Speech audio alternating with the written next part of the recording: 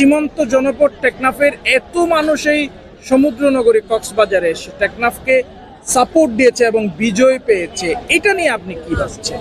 আমার মনে হয় টেকনাফের যে দর্শক আজকে আমরা এখানে দেখেছি তুলনামূলক আমার মনে হয় কমই এসেছে।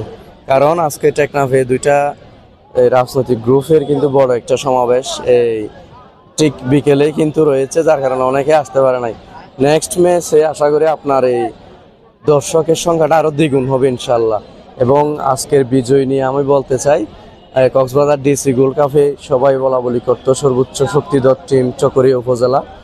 আমরা টেকনাফ উপজেলা সেই চকরিয়া উপজেলাকে 1-0 গোলে হারিয়েছি।